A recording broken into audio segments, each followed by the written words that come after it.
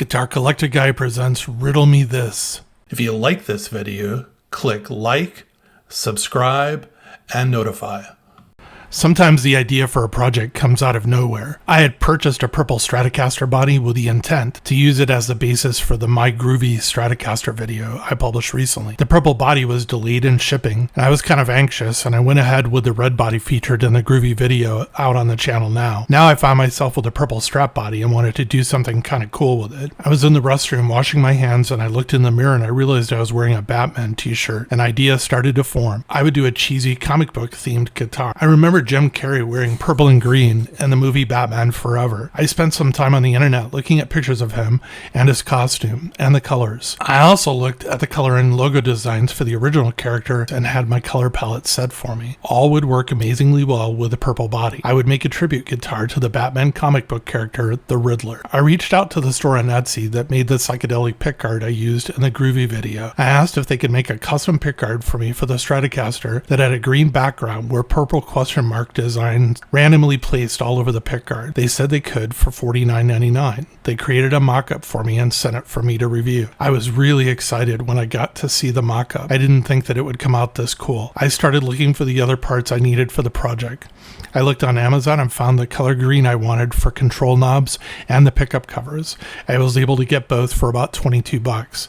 The only thing I could not get here in time for me to assemble the guitar and shoot the video was a trim cover, which will be here soon and is a complimentary green to the pickguard. The body I ordered from stratosphere.com a while ago for $139, and the neck is a US Fender Strat neck that I had already. I had a Wilkinson vintage 6-hole 52.5 bridge that I pulled from another guitar body, and I built a wiring harness and then used US Fender Yosemite pickups to complete the setup. Installing the bridge was the most complex part of the project. I installed the trim cloth first by drilling the 2 holes and screwing the trim claw in place. The Wilkinson bridge is a 52.5 or 2 1/16 string spacing with a screw spacing coming in at around 56 millimeters or 2 7/32 inch. I measured the center of the neck and also 12.5 inches back from the 12th fret, and then put tape on the body and marked both points of the measurement on the tape. When I placed the bridge in place and aligned the 6 holes, the back edge of the tape should be the exact center of the holes for the 6-hole bridge. I then installed a low E string and a high E string on the guitar. I did not tune them tight, but just had a small amount of tension so they would be taut, just tight enough. I wanted to be able to sight in the alignment of the bridge and make sure the string placement was correct with the bridge and the neck. I then drilled the 3/32 pilot hole for the low E string and inserted and screwed in a wax screw into the hole without tightening it down all the way. Then I did the same thing for the high E string. Once I had the low E and high E holes locked down, I drilled the remaining 4 pilot holes and installed the screws. I next fed the ground wire to the trim cavity and soldered it to the trim claw. Soldering the 2 wires for the output jack came next. I fed them through the channel in the body and then soldered the 2 wires in place. The last connection was to connect the body ground with a screw into the cavity of the body. I started to install the pickguard. I aligned it properly and then drilled the 11 pilot holes, followed by screwing the screws into the body of the guitar. When I was all done with the assembly, I installed a new set of strings. I then measured the neck relief.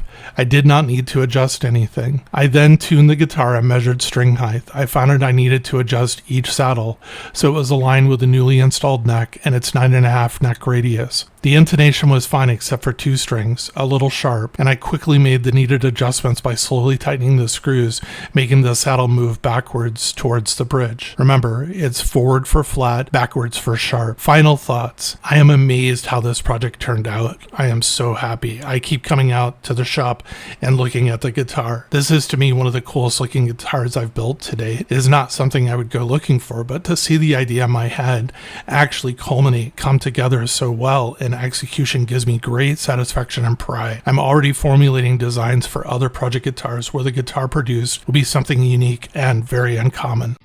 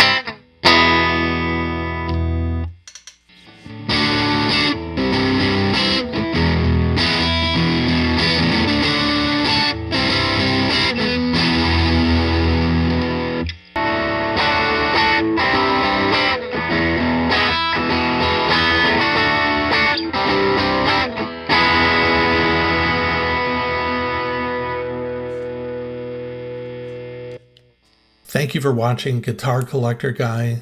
Really appreciate you being here. Hope you come back and watch more. If you like this video, click like, subscribe, and notify.